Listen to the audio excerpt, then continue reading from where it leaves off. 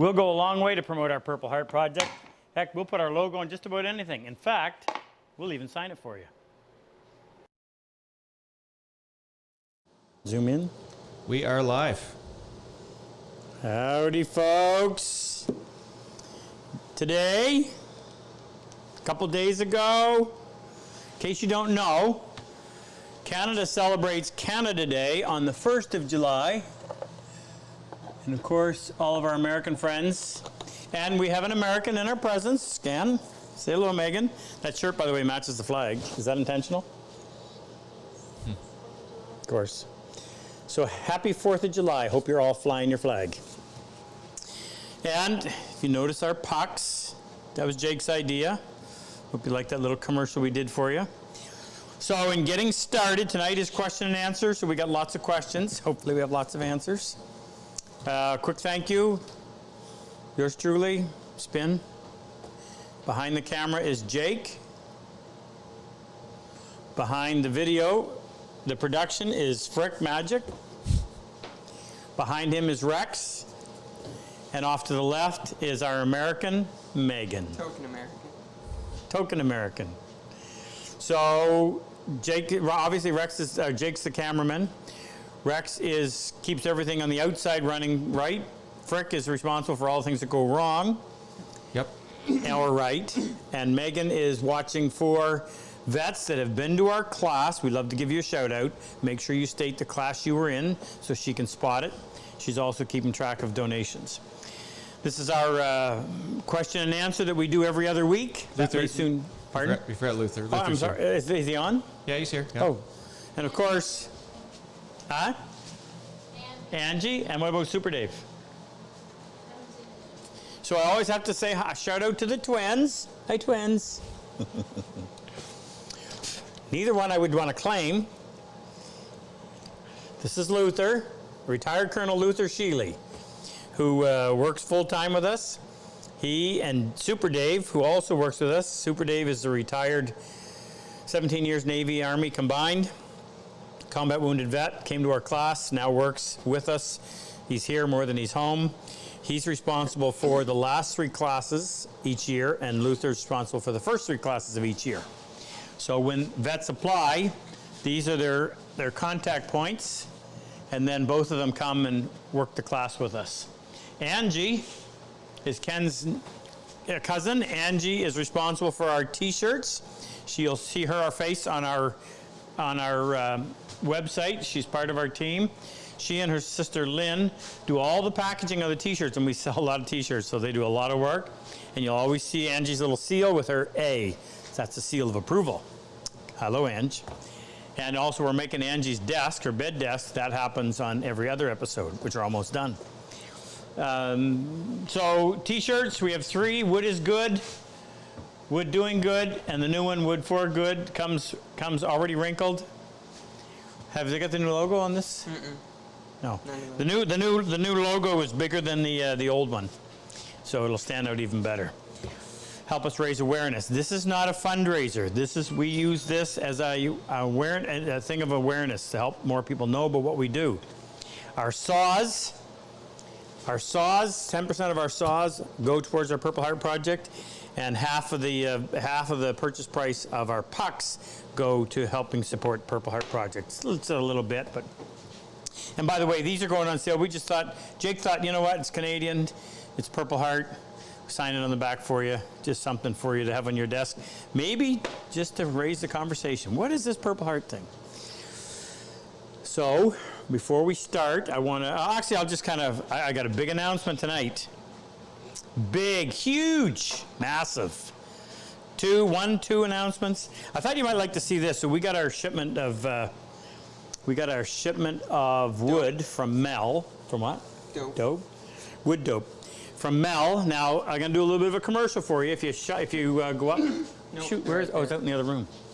So Mel owns Exotic Woods in Burlington, Ontario, and he'll ship anywhere. And now I've traveled around a fair bit. I've been to a lot of lumber yards, specialty wood shops, and I've never seen anything as big and as stacked as Mel's is. He's just outside of Toronto. He has a special room just for luthiers where they control the humidity with all kinds of incredible woods. And then what he has on the floor, if you ever go there, plan for a day. So in our shipment, we got this big hunk of cocobolo.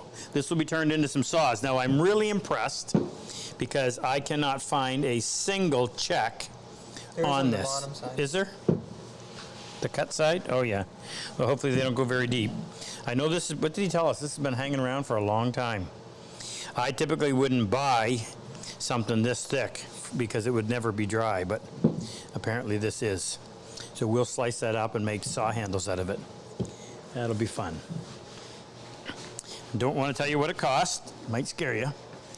A quick little overview. I always like to keep you up to date. This is our online workshop.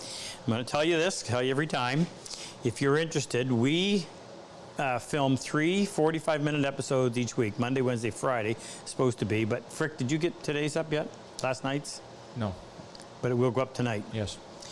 And that's been going on since 2011, and we teach you how to build things using both hand tools and power tools, some of which is all hand tools. Current project is the standing desk that we've been working on for a while. The most recent thing we did is we added this little, it was difficult because we had to go in. I kind of forgot about what are we going to have to prevent the papers from sliding off. So we went in and we made this little lip that we added to it, had to route a spot to set it in. It actually turned out quite nice. It's not glued in place yet, but soon to be. And then inside, of course, you've got your drawers with your invisible. We didn't want any kind of a knob on there that would take away from it. So, and I already showed you that. I sprayed this one. This one's done. This one I'm just fitting. I just got to get the perfect final fit and then spray it. And then the whole bottom section is yet to be sprayed. And I already showed you our little trapdoor deal, where when the customer comes and he needs a pen to sign his document, then over here you close the little trapdoor, and when you do that, this one comes out. Nifty. Okay, sometime during the night I'll talk about our big release tonight, as well as something we have to auction off. And if Manoli shows up, we're going to talk about the guitar that was made for us by the East Tennessee Luthiers Guild. Rex, do me a favor. Contact Manoli and see if he's stopping in. I talked to him earlier. He said he was going to. All right. Covered everything? Let's go for it. First question. Right. Whoops. My camera. All right. The first one. I feel like we're playing Stump the Dummy. Go ahead. All right. The first one comes from Michael Peterson. Hi, Michael. And some of these are from, just so you know, some of these are from the last time as well, because we want to get through them. And we're also taking questions from the chat. So put some in there as well. Do we have anybody watching tonight, or are they all out at a barbecue? Well, we have 360 right now. Okay. Oh, I did forget to mention that Marshall Rommel is our special guest tonight. So sorry, I forgot this too. We use this as a means of raising funds so we can run our Purple Heart project. And each week we bring on a previous vet to tell you from their perspective what it did for them, so you can know what you're supporting. And I've often mentioned about Marshall, what a fantastic dovetail he did. Marshall was in our first class. So we'll hear from Marshall later tonight. And it really, he was a bit nervous, but I think he's going to be fine. Okay, go ahead. Sorry for interrupting. All right, no problem. So Michael Peterson from Southern California asks, when you are fitting a problem drawer, how much consideration do you give to take equal amounts of shavings from each side to avoid the appearance of one side thinner than the other? I don't know what a problem drawer is, but I'm going to assume that when you're fitting a drawer. So, bit of a process, but Jake, if you come over here, I'll go through it. When I make drawers, Alan Peters was my mentor, and his drawers worked literally like a piston, and I try to do the same thing. So, the first thing you want to do as you get involved in crafting things like this, you get past the excitement of wood. That's actually impossible to do. But some people look at a plain old piece of red oak and they just, oh, the grain. And you round it a little more, you realize, oh, that's actually pretty mundane. And you start to pay closer and closer to other details. When people first learn dovetails, they're so in awe that the thing actually goes together. And then I tell them, I said, over time you develop a sense of proportion and you start to get things that look just perfect. Well, the next step with drawers is to pay attention to the drawer front so that you can highlight it somehow. In this case, our drawer front is the piece of wood that was between here and here. I won't bore you with the details on how I got it, but that's why when you look at this one, you can't see the drawer, because that drawer front is literally the piece that came out of that wood. So that means this: my drawer front is extremely important, and I cannot afford to screw up like I did over here. So the first thing I'm going to do, once I have my opening prepared, and that's critical, sides must be parallel, bottom and top must be parallel. So I'm going to first fit something to this opening, and that's where I'll go in and I will use the drawer back. So I'm going to leave the drawer back. It's full width, and it'll be a little bit longer than the opening. And it's also made out of a secondary wood. So this really doesn't apply in this one, but this secondary wood is made out of holly, which is far more expensive than the cherry. I use it for a contrast, but typically your drawer sides are going to be made out of a piece of poplar, something that's easy to work, but no big deal if you screw it up. So here's what I'm getting at. When I first fit the piece to this opening, the drawer back, if I mess up, I can easily go get another drawer back. Haven't lost anything. But I will carefully fit that piece to that opening so that it is precise, meaning when you fit it in there, it's as tight at the top as it is at the bottom. Now I say tight because I don't want it to fit in loosely. It's snug. It maybe is one or two very light passes with a plane of fitting in there perfectly. When I'm satisfied that that piece is now perfectly fit to the opening, I'll take that piece and I will set it. I don't have the samples I want. I will set it on top of my drawer front, obviously not assembled, and I will use a knife to trace the back onto the front.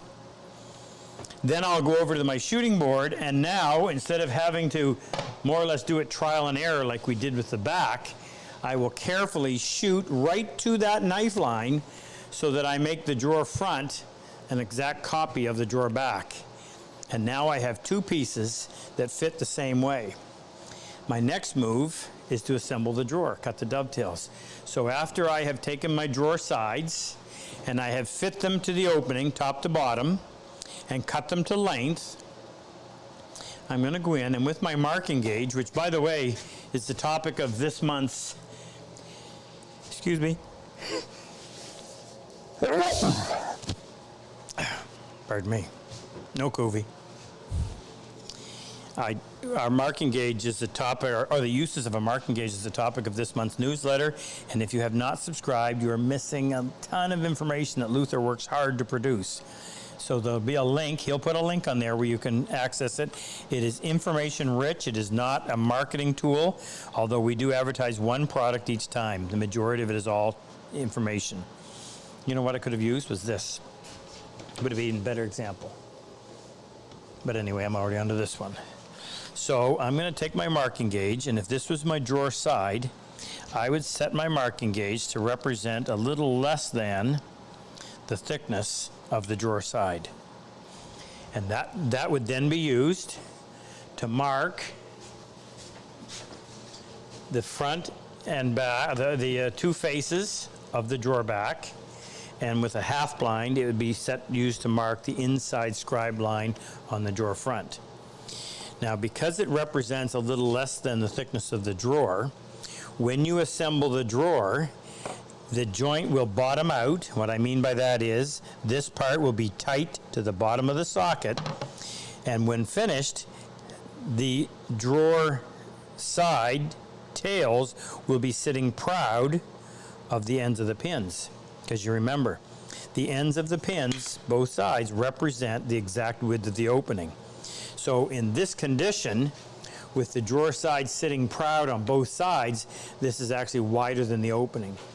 That allows you, once everything is dry, to come in and plane this smooth, cleaning up the joint, and when you just start to touch cherry front to back, that's when you know that you're either there or very close to the exact opening. So the question was, how do you prevent taking too much material off one side or the other?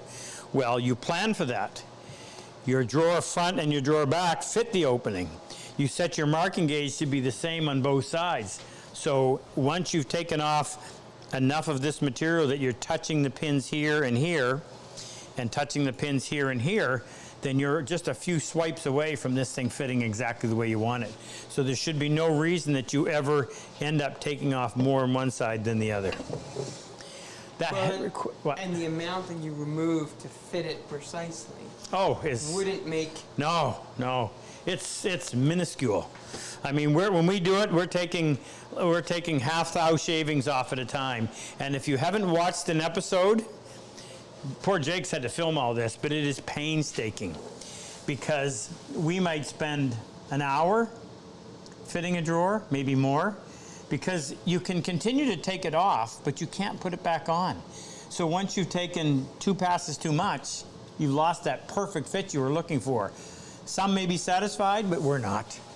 Ideally, when you're done, there is no detectable side-to-side movement. I cannot detect any movement side-to-side.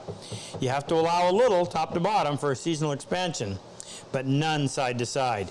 And that's when you have that fit that allows you to push the drawer in from one corner and it doesn't jam. I make a lot of stuff, and there is nothing to date when I'm building furniture that's more satisfying than fitting a drawer and having it so perfect. And I'm so anal about it. When I was building that drawer, I made a mistake with the drawer. There's the drawer. Had to start completely over.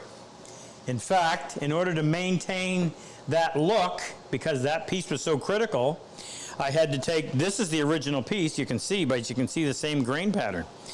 So I had to take this drawer, take off 1/8 of an inch off that, and glue it onto, if you look closely, you can see a glue joint, because it's 2 different pieces of wood. Made a cherry drawer with through dovetails, and then added this piece on so I could salvage that fit and look. So if you're really fussy like that, and if that turns your crank, then you need me, I need you. Join our online workshop. You're going to love it. First month is free. I don't want to turn this into a commercial, but I do want to give you the opportunity to learn this type of stuff if that's what you're really into, because we aim to please. Read that in the bathroom one time. You aim to please. Go ahead, Frank. All right, so the next question comes from Avi Pinsky, who is... Avi? Yeah. Well, Abraham, I think, is his real name. Oh, yes. He's here every week. Yeah. And he asked this question last time, and I missed it. And he said, how would you mark the short pins on a half-blind houndstooth dovetail? Oh, we did that. We covered that. Did we? Yeah, we did. We went in and covered that. He asked me to ask it again, because I don't know if... Oh, well, No, okay. we did address it. We did. Run it by. Ask it again in case. Or Read it to me again. Maybe we just addressed a houndstooth, not a half-blind houndstooth. Yeah, he said, how would you mark for the short pins on a half-blind houndstooth dovetail? Wow. How would I mark for the short pins? Oh, I know what he's saying, because you can't come right to the end. Oh, yeah. How can I... You know what? I need some time to think about that. There's so much backstory that has to be explained for everybody else. But do we have an example of a houndstooth here? We have a half-blind houndstooth, but it's out in the classroom. What is it? Where is it? So, Mike, the speaker stand. Oh, can't take it off Shelf. the wall. You could show it, though. That place is a disaster right now. We don't want that on film. Don't want Luther to see it. Okay, the way you lay out a houndstooth, you always reference off of the end of the tailboard, but that has to be perfectly flush with the face of the pin board. And if you do a half blind, that's not the case, so you have to factor that in. So somehow you have to, yeah. Well, it's actually covered in our online workshop. Is it? That's where we made it. Oh, did we really? Yeah. We did those? We did the two. Oh, well, here. How do I not pronounce his name? Well, his username is A.V. Pinsky, but I think his name is Abraham Pinsky. Abraham. Okay, so if you're not a member of the online workshop, go and become one. Doesn't cost you anything. First month's free. Just cancel after a month if you don't want to. And you go on there and look in the hand tool, power tool, and it should be It's registered. known as the online workshop. Online workshop. What was the title of it? Speaker stands? Speaker stand. Yeah, speaker Stands. And we actually did exactly what you're asking. It's a long answer, so that's why I'm going to suggest you go there. Everybody else too, do the same thing. Just go on there. Luther will put a link down below on how you can join, and you can go in. By the way, there's 9 years of content on there. We used to film every day, 5 days a week, 5 days a week, 52 weeks a year, including Christmas. So there's well over 2,500 episodes on there on various projects. But that's one of them, and it'll show you exactly how we did it. And I'll go watch it too because I can't remember. Next. All right, next one comes from Clyde Jones in England. Hey, Clyde. And he said, God save the Queen. He said, never seen you using a stroke to sharpen plane blades. Strop to sharpen plane drape. I'm new to this. I know. That's why I do the tech stuff. A strop to sharpen plane blades and chisels. Is this because you use such fine grit finishing stone? Love this question. Love this question, and I'm glad we got to it. So a strop is typically leather that is charged with some kind of an abrasive particle, and carvers use it, but carvers are in a little different situation. So if you're dealing with a gouge, when they want to resharpen, they will use a strop to do that as opposed to going over and regrinding or using a stone. But our tools are different, I will say. And here's my take on it. First, I'm going to give you the end answer and then come back and answer the in-between, which is my current sharpening system on a plane blade takes 32 seconds. Now, Luther put the link in there to the YouTube we released recently on doing that so they can follow along. 32 seconds right here produces an edge that will provide you with a surface that you cannot improve to where the unaided hand or eye could detect the difference or room for improvement.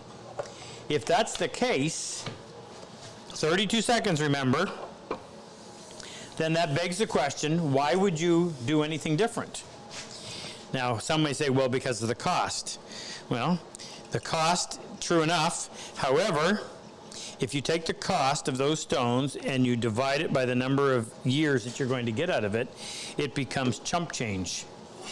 And if that's the case, again, that throws that argument out the window. Speed, if I can do it and I can teach people to do it in 32 seconds, does it really matter if you cut it down by 5 seconds? I say the answer is no. Love doing this. By the way, this is a piece of yellow cedar. And it just smells wonderful. And that is so smooth. Just absolutely a joy to behold and touch. So I don't need to go any further. And there's no reason to chase any other method. Why I don't like using a strop is this. A strop is typically worked. Do we have a blade separate from the, there. So a strop, you would go on there and you would write one way, this way and that way, and this way and that way, and this way and that way. Now, what that does is you lose that nice flat back on your blade or on your chisel or your plane. Plane blade is not such a big deal, but you do not want to lose that flat back on a chisel because it is critical to the function of the tool. The flatter the back, the more accurate that tool is when you're using it. With a absolutely flat back, you know exactly what that tool is going to do in the application that you're using it. So when you're paring something, you know at what point it's going to make a contact with the wood. If the back is not perfectly flat, then you're stuck lifting, trying to find that situation where the edge will start to bite. Well, it's very difficult to pare something if you're floating somewhere in here as opposed to sitting right there and using the back of the chisel as your jig. That is the reason why I don't like a strop. I want this edge to remain straight, shortest distance between 2 points, from here to here, and if I turn it that way, I want it to remain perfectly straight. And a strop takes away from that. Doesn't matter to a carver, but it matters to me. That's why I do not use a strop. Thank you. Good question. Next. Okay, so just as a comment instead of a question, they say that you should make use of the O'Connor shave bowl. Would an O'Connor have mentioned that comment? No, it wasn't him, actually. It was a couple other people. I should make use of it? Oh, you're referring to that. Yeah, exactly. I just had this trimmed professionally. Thought she was going to cut my throat. I will. It's just starting to get itchy. That came from DJ, actually. DJ Smith. You need to make use of the O'Connor shaving mug and brush. Point taken, DJ. Next, I'll be nice and clean and shaved next week. So there was a question earlier about how long does the 16,000 last? Yeah, how long does it last? That question doesn't have an answer because I would equate it to how long does a tank of gas last? Well, obviously how much you drive and how you drive. I will try to tell you this, that the average woodworker who's going to be a hobbyist, who's probably getting a COVID exception, maybe 3 or 4 days a month in his shop, would get somewhere between 5 to 7 years out of a 16,000. Remind me to throw in how to preserve it as well. How long do we get out of them? We get 3 years anyway, wouldn't we? 2 at least. Yeah, 2 to 3 years we get, but we get hard use. The biggest mistake I see is people will go on there and they will lap and lap and lap and lap. Our method, I say our because Jake's been instrumental in some of the stuff we do as well, even though he doesn't do it in front of the camera as much as he should.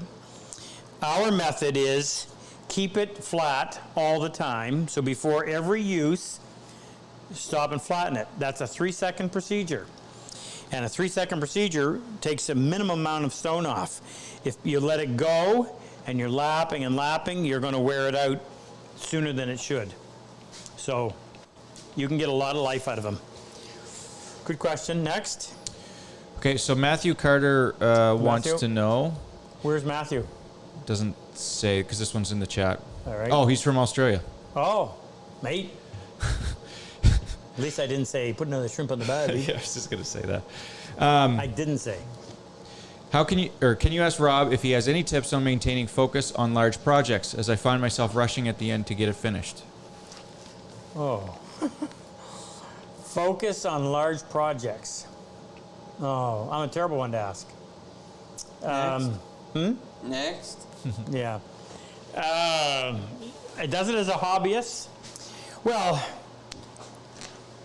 you know what? I do have a way of answering that. I had a friend in here today that I haven't seen in years. We were talking about this and happened to mention that we're on episode number, what, Frick?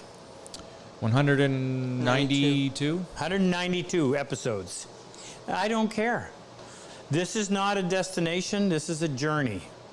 And I would suggest that if you're building something that you're not enjoying the process, unless you have to do it, stop, go find something else. I do it now. My woodworking that I do now is purely for fun. I don't have to worry about selling it because that's not what we do it for. So I thoroughly enjoy every step of the way. That's what turns my crank. But I have had, when I had to do this for a living, I had jobs that were big jobs, and yeah, it gets a little bit tedious. But how do you keep it fresh? Be creative. Come up with ways. How many things on here have we changed along the way? If you were to look at this whole idea with opening the drawers, puffing them out, that came along the way. The whole idea of opening the drawers themselves. Yeah. This little detail here changed along the way. Same thing on the inside, how we open those drawers. We're going to put a little piece of molding all around the inside. That came. I think we even moved this from one side to the other. We made a lot of changes in this as we went. So just keep the creative juices flowing and come up with ways of making this really unique to you without, doing stuff that's, how would I say? I don't like stuff that is superfluous. I like stuff that has a purpose and a meaning, but is a completely fresh approach.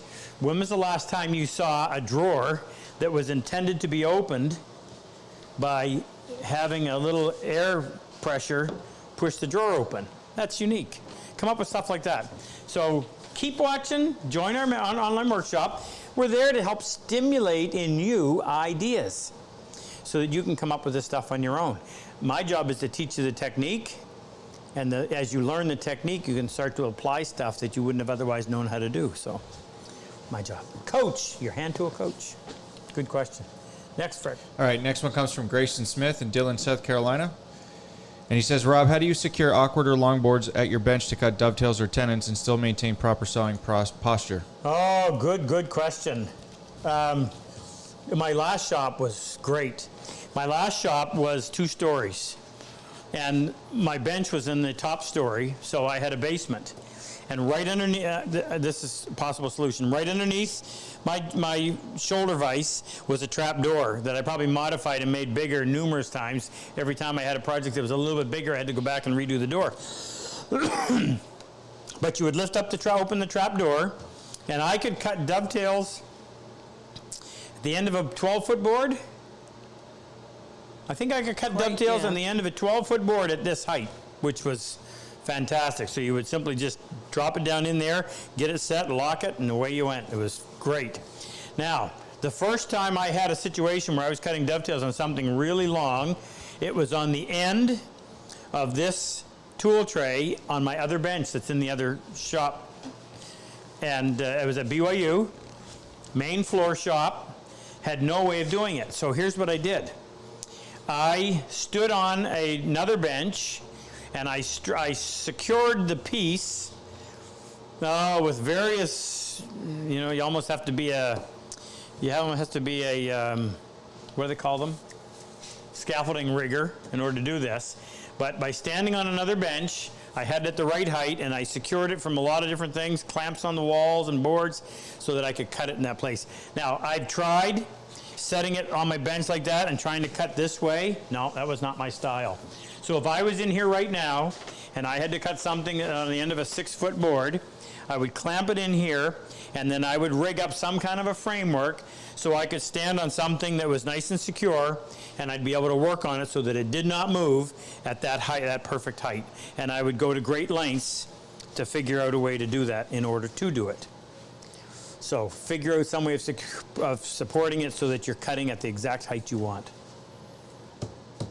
Next. All right. Next question comes from Darren Wolf in Illinois. How many folks do we have on? We have 640. Okay. And Manoli, I think, is coming in about 10 minutes. Great. Play us a tune. Darren Wolf in Illinois asks, when preparing the back of a chisel, how do you keep the chisel from sticking to the shaft and stones while using the hone right solution? Also, how clean of a mirror polish do you get on the 16,000? Let's do the first question at a time because I have a very short memory. All right. So, Darren, all you need to do is put a little bit of dish soap. Is there a brand we recommend? What's the one that makes your hands so nice? Palmolive? Dawn? A little bit of dish soap in with your hone right, and it'll provide you with some lubrication, and that'll help. Won't take it entirely away, but it'll certainly help, and it won't hurt your stones. A little bit of dish soap. Now, here's what I'm going to make our big announcement. So we now have for sale. Why are you going to answer the second question? Oh, sorry. Second half of the question was how clean of a mirror polish do you get on the 16,000 stone? If you do it right, now remember, there's the caveat: do it right. You have to work through your grits. And when you're first doing this, you'll learn the hard way. So the first thing you do is you flatten the back with your 1000 grit. So what you have to do is pay very close attention so that you're maintaining flat, keeping your stone, depending on which stone you're using, keeping your stone flat. So if you're using a wearable stone, like a ceramic or a water stone, that means stopping every 30 seconds to 45, maybe even 60 seconds if it's a ceramic, and flattening it. And using that, you have to get to a point where you have removed all factory scratches. Then you're going to jump up to the next stone. Now, the very best sequence, it's expensive, is to then go to a 4000. So I'm starting at a 1, and when I'm done, the 1, I should turn it over and see. Jake, which one did you just do, the half? Yeah. I should turn it over, and I should see a consistent 1,000 grit surface. Now what that means is usually it's just going to be a matte gray, but no change, all the same, nice matte gray. Then I'm going to go to my 4,000, and if you're saving money, you're going to go to a 6,000. Bear in mind, you're going to do more work if you go to 6.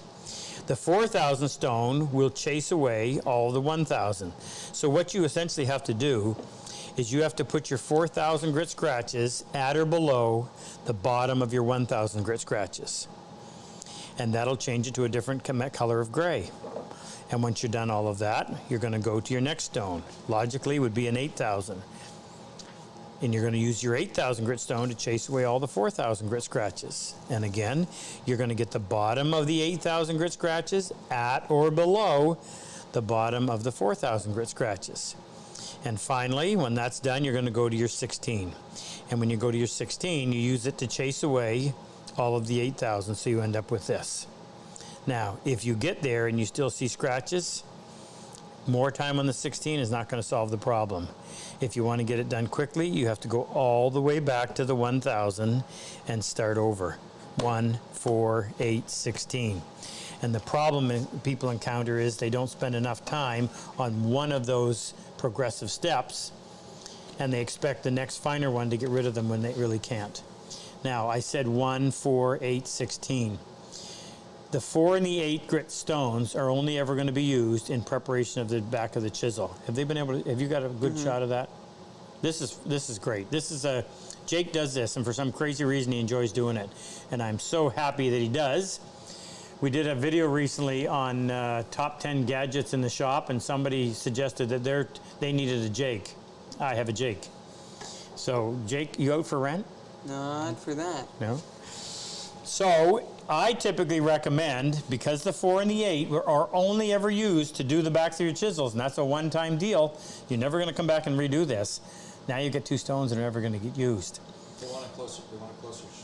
They want a closer shot of the mirror finish there. Have they not been paying attention?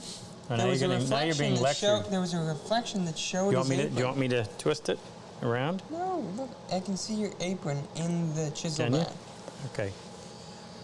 As I was saying, those 2 stones will never be used again. That's a pretty expensive second and third step. You can cut the expense by replacing the 4 and the 8 with a 6, but here's what it means. You're going to go from your 1,000 to your 6, which is a bigger jump than 1 to a 4, and then you're going to go from 6 to 16, which is a bigger jump than going from an 8 to a 16. So you'll do extra work, and you've got to be a little more careful to make sure that 6 is chasing away all the 1s, and then the 16 chases away all the 16s. So the most expensive and the best solution is 4 steps. The less expensive is 3 steps. 1, 6, 16. Okay? Super Dave said he's pretty sure that's the one he did. Of course. I'll let he and Jake arm wrestle over the claim for that. Did you have an announcement, or do you want me to read the next one? I have an announcement. This has been, how long have we waited for this, Jake? 2016. So, IBC, I worked with IBC to design these chisels. And after selling Lee Nelson for 8 years, and Lee Nelson makes fantastic chisels, but the handles fall off. It's been a problem that has never been solved. So when Lee Nelson and I parted ways in 2008, I hooked my wagon to Woodcraft as a consultant to help them develop their hand tool line. And they introduced me to IBC out of Toronto, and that's when we started with the blades. And then as I got more involved with IBC, I said, we really need to make chisels. And it was several years before we finally got them, but we came up with the design and the whole bit. So they started with a 1/4, 3/8, half, 3/4.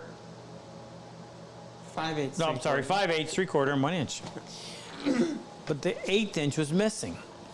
Now, you don't need a 3/8 and a 7/16 and a half. If you had a 1/4, half, and 3/4, you'd be fine, except there's always going to be that time when you need something less than a 1/4. And that's where you need an 1/8 inch chisel. 1/8 inch chisel is extremely difficult to make. You've got this little thin piece of steel that flexes under the weight of the grinder. I know Lee Nielsen said it was the biggest hassle out of all the chisels they made. So we came up with a solution because IBC hasn't done it. So we started doing it. We have a friend. His name is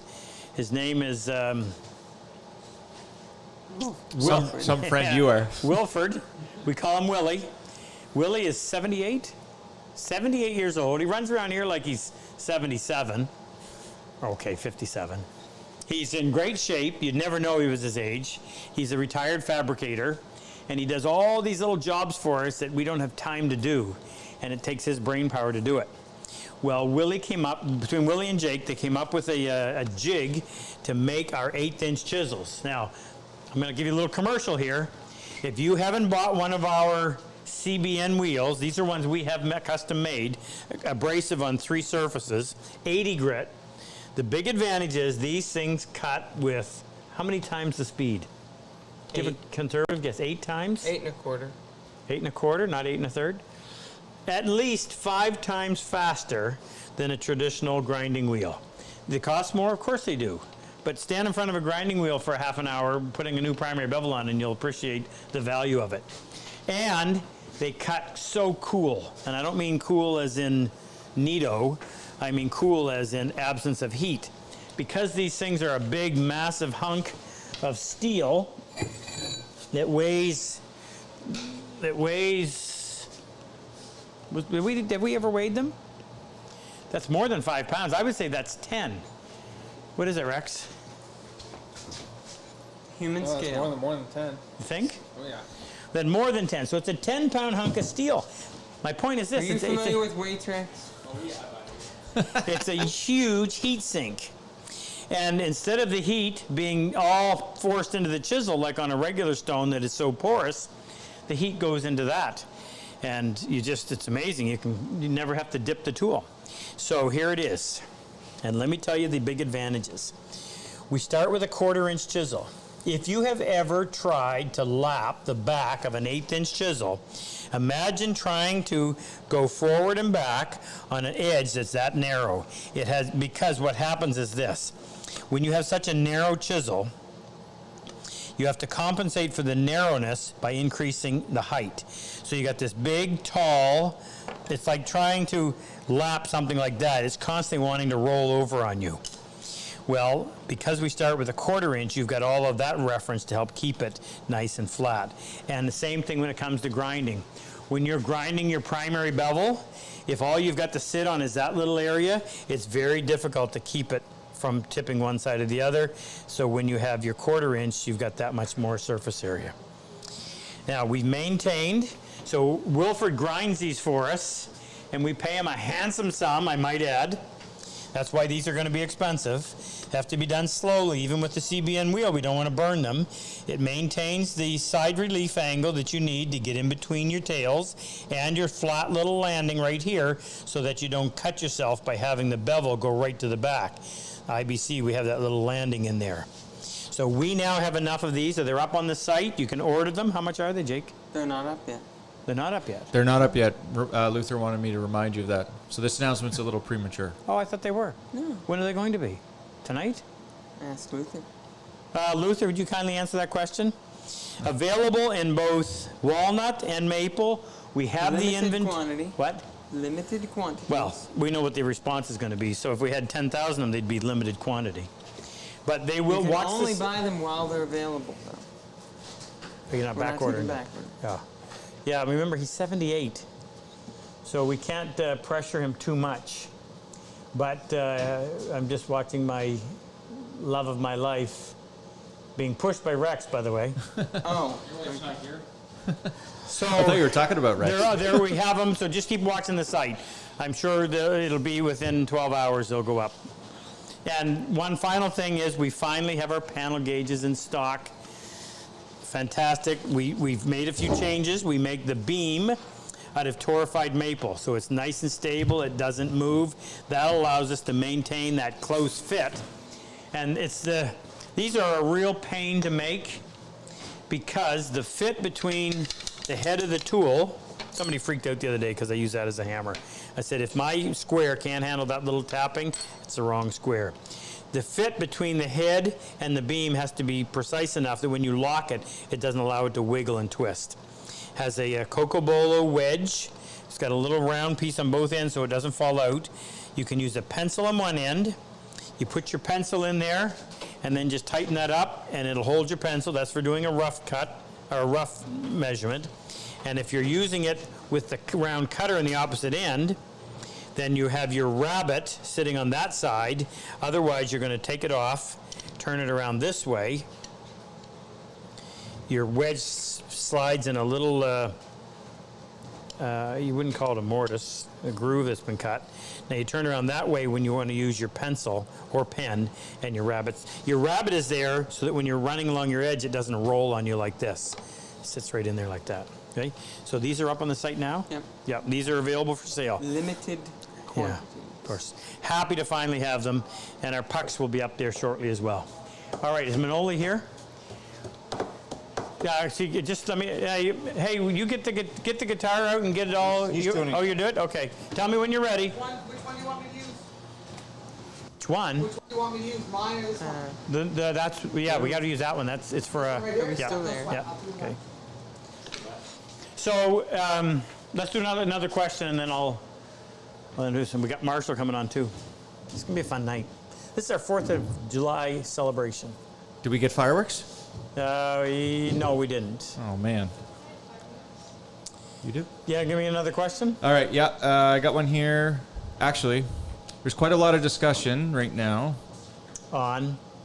mortise chisels in the All right, chat. let's hear 'em. So the main question is, whoops. All right, so how do you sharpen a mortise chisel? That's the number one Well, question. okay. So here's your mortise chisel. Now, what's unique about a mortise chisel is it is unlike a beveled edge. Show you the comparison. A beveled edge has no side reference. A mortise chisel, the sides are parallel. So when you start chopping that in the hole, where's that piece of right here? When you're chopping your mortise, you want the sides of the mortise to be parallel, so that the tenon is going to fit properly. So as you're chopping the mortise, you don't want it to twist, as the grain may sometimes make it do. So by having these big wide sides, they act as a means of holding it in position and not allowing it to twist one side or the other. Plus, you're really wailing away on this, so it has to be a nice stout design. This is the Lee Nielsen version. Okay? How do you sharpen it? You can take the time, I've done that before, but I don't bother anymore. You can take the time to go in and polish the back, polish the sides. All that's going to do is make this edge sharper, and that's actually it's this edge right here, this edge that does the cutting. I don't bother doing that anymore for this reason. None of this is going to be seen. You just have to remove this material, and you have to keep that side, those side walls, parallel. That's why you always gauge your mortise and tenon joint off of your chisel. So if you want a 1/2 inch mortise, you use a 1/2 inch mortise chisel. If you want a 1/4 inch, use a 1/4 inch. You don't try to do a 3/8 with a 1/4, because then the ability to keep these sides parallel, that goes out the window. So how do I sharpen it? Come over to here. We'll just do it. I always prefer to demonstrate instead of try to explain when the opportunity presents itself. So, like any chisel, set it down on the primary bevel. Typically your primary bevel on a mortise chisel is going to be 30 degrees. If you make it lower than that, then it becomes very weak out here. And when I say wail on it, when I'm chopping a mortise in something like this piece of mahogany,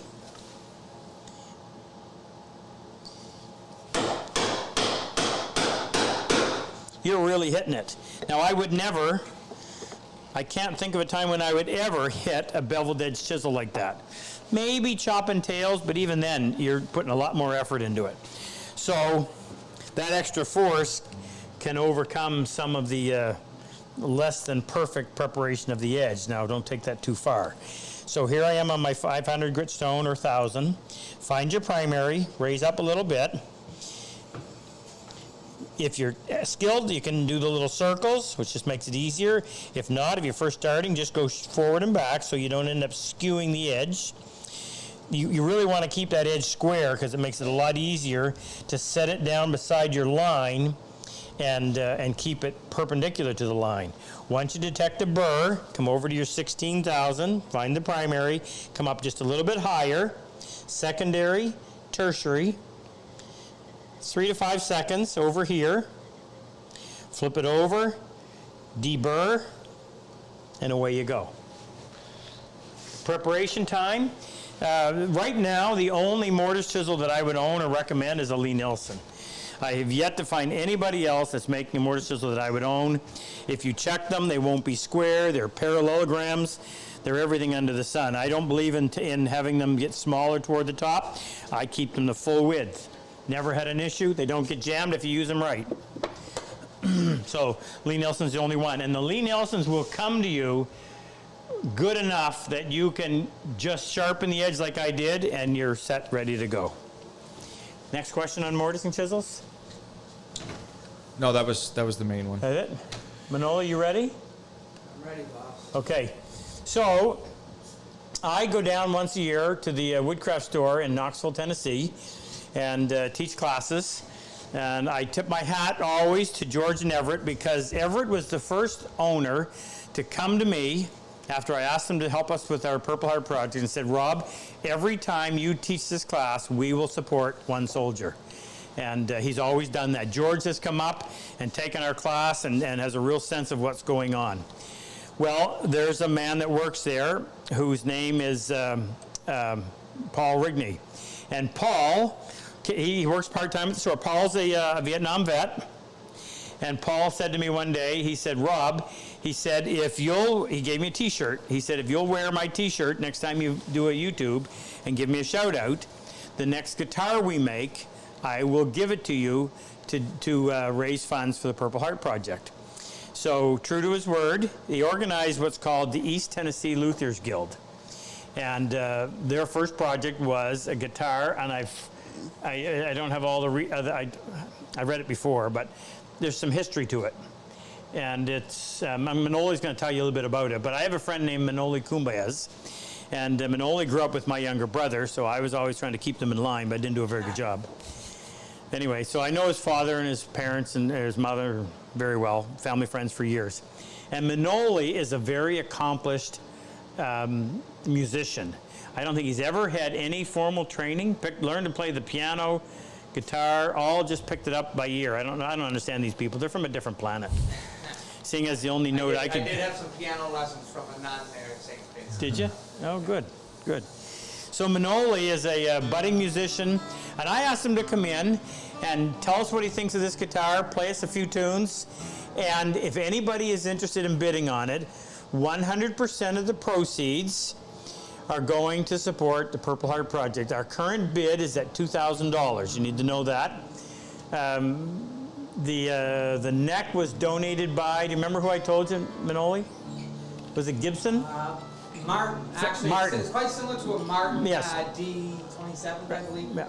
So the Martin Guitars donated the neck, and there was a lot of people that were involved in the manufacturing of it. But Paul Rigney is the man who generously donated it. So my hat's off to you, Paul, and let's hope we can sell this and raise some money to go to a good cause. So Manoli, take it over. I'm just going to play a little bit of this guitar to hear how it sounds. I just picked it up there really for the second time. I don't know what your copyright laws are. Anything you want. Give credit where credit's due. Here's Bon Jovi song.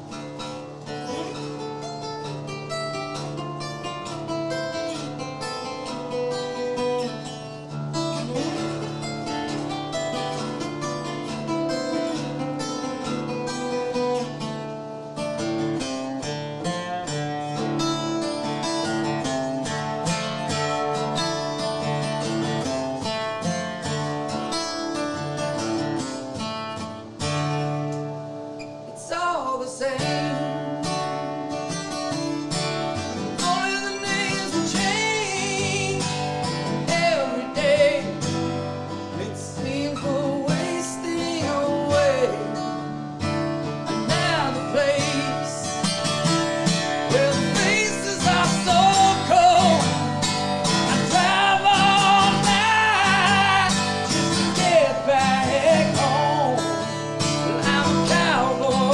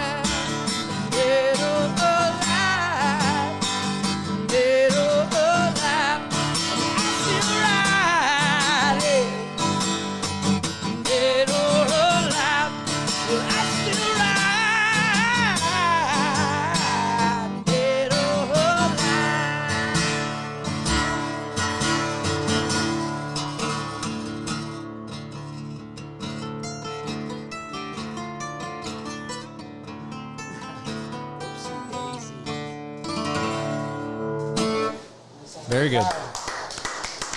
At what point did you want me to break in there with you? I missed my I cue. was like, when I go, dead or alive. We should do the second, the one. Thanks a lot. This is Yeah, great. No problem. Are you going to do another one later? I- Something original? Something Yeah, original? sure. Sounds Okay. You had it over 800 people watching it, That's right. and we're getting Give applause. me just a second. I want to get this. I want to read the shoulder the guitar because I want to read what. Yeah, it's quite a lot. It reminds me a lot of Martin. I brought my Gibson J45 with me. I bring that everywhere. I brought that across Canada into probably 15 different states. This one here was made by the East Tennessee Luthiers East Guild. Tennessee Luthiers Guild. As you see here, and it's quite a lot like Martin. It feels better than Martin you'd buy today in the store. This is quite nice. I can't find it. I can tell you this. Sides are East Indian rosewood. The back is East Indian rosewood as well. Front is Sitka spruce. It's nice. The neck is I don't mahogany. think that's East Indian rosewood on the back. Yes, I'm almost positive it is. If Paul's on, he'll tell us if I'm different. Look at it, Jake. Actually, I think it is. I think it is. Yeah, here's your- And they told me something about, what are these things called? Inlay's a mother of pearl, but I'm Mother not sure. pearl They're inlay. They're inlays. I don't know if they're mother So pearl. the ETLG stands for East Tennessee Luthiers Guild. Did you mention the spruce? And Sitka? the Sitka spruce, yeah. And there's some other stuff too that. Gaboon ebony for the fretboard, isn't it? Is it? Yeah, we've kind of had it tucked away. We haven't had them we had them only here probably a year ago, so great to have them come back and tell them more about it. Have we got? Are we ready for Marshall? I could certainly try and call him. Let's Yeah. take a couple Okay, you more call him. questions. We'll do a couple more questions. You get them ready for us, please. Yep. Then I'll introduce them. Okay, next question. All right. Megan, I haven't heard any shout outs. We have Gary Burnett. Oh, I disconnected Megan's mic over here. That wasn't very Oh, nice. she's been cut off? Well, I had to plug in the nose. Oh. This is look. I put it perfect position. Oh, we Gary have Burnett. Gary Burnett. Gary's Vietnam vet. Gary's on every time. Thanks, Yeah, Gary. he's very faithful. Paul is here. Paul Morrison Paul's down always in Yeah. down in Australia. Paul, who is a lieutenant commander in the Canadian Navy, doing a one-year stint down in Aussie land. Always tunes in. I have no idea what time of day it is down there, but Paul's also. Paul, I should mention, Paul has come. How many times has Paul come work with us? 3 different classes, Jake. Yeah. Yeah, and what a great guy. Just called me out of the blue one time and said, Rob, I see what you're doing. I'd love to be able to help if you need any help. He didn't expect me to answer the way I did. I said, yep, come now. So he drove down and spent 2 weeks with us and was just heart of gold, great guy to have. From the moment you met him, too. Yeah. I mean, Paul's the type of guy that you meet him when you like him when you meet him, and it doesn't change. And he tolerates Super Dave pretty good, too. He actually handles Super Dave very well. So Paul, and I hope you come back because there's always room for you, brother, whenever you're available. Anybody else? Yes, Philip Lawrence. Philip Lawrence, and Phil just got, so I gotta stop and talk to you for a second. So we put together about 3 months ago what we call the bench brigade. And this grew out of a dream I had, not a dream, a nightmare. I woke up thinking, my goodness, we bring these guys in, we excite them with hand tool woodworking, we send them home with a kit load of tools, and they go home and they have no bench to work on. Well, that's like trying to cook without a kitchen. So I just said, what are we going to do about this, Jake? There's no way that we could take it on. We're here till 2 o'clock. I'm here till 2 o'clock in the morning, and Jake's often here late as well, just trying to keep up with what we do. So we met a man named Jack Lane down in Actually, we've never met him. no, we've never met Jack, but we met him on the phone. Jack Lane down in Texas, who's a retired vet himself. And Jack, somehow we got talking about it, and Jack said, Rob, I would love to handle this for you. And he thanks me daily. So Jack is in charge of the bench brigade. And what it consists of is volunteers across Canada, United States, and even into England and Australia. And they volunteer to procure all of the materials. We give them the plans, and they build a bench to our specs. We provide them with the vise.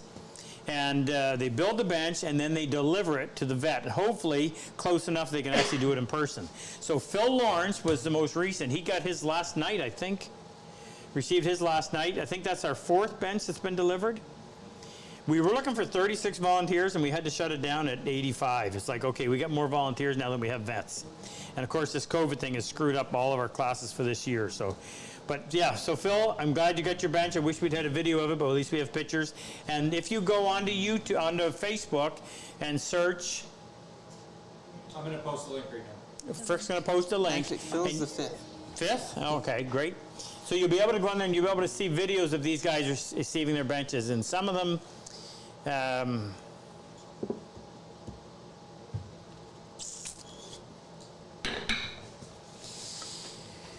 some of them will get you. I'll just say that. Go ahead, next question. Well, Or next comment, let me next person. finish. Pardon? Let me finish Oh, go giving ahead. the shout outs. Ray Doors here. Which Cool Ray? Cool Ray Ray. from Louisiana? Yes. And Pete. Pete Ambrose? Yes. Would that be the Pete Ambrose, The maker Pete of the Ambrose. Roubo bench, because he couldn't wait for us to get him one? And Hey, Pete. Danny is here, and Danny Bell? yeah, his Danny the Bell? daughter Mila. And Mila? Just Mila? Well, she's saying hi. Oh, hi. So, but the rest of the family And is here, Stinker? I believe. Stinker's there? Yes, I'm pretty sure. And Kevin Burris. Kevin Burris. Kevin was Number 4. Yeah, Kevin was number 4 getting his bench. And Kevin's bench, wait to see that. The guy that built his bench had a special logo put up, U.S. Army logo that's right in the middle of the bench. There's a Purple Heart Award over in that corner. And there's something else on there. And it's all underneath the finish. It is absolutely fantastic. And Kevin was such a deserving vet. Kevin was the EOD. That stands for Explosive Ordnance Disposal. These are the guys that go out and try to find these bombs and dismantle them before they find our guys. And Kevin endured I wouldn't say hundreds, but over 100 explosions during his tenure as an EOD. And it's left him with all of the battle scars that you can imagine, multiple Purple Hearts. And Kevin came to our class. Now, Kevin, whenever we do a wood show in and around Ontario, Kevin always comes and works with us. And he's right out there in front of the crowd demonstrating. Fantastic. What a success story. In fact, Luther, if you can find the link, Kevin, without any prompting by us, went on and reviewed his experience. And that one will get you too, because it's raw. And you really come to understand what these guys are going through. And the fact that somehow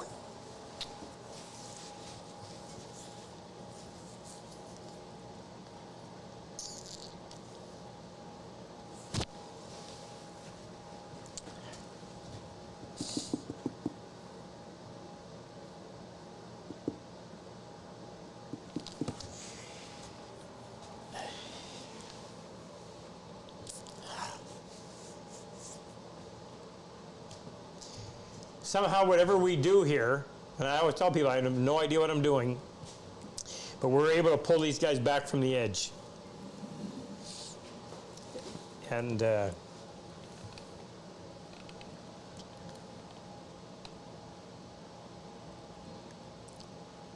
it's pretty incredible. Go ahead, Megan.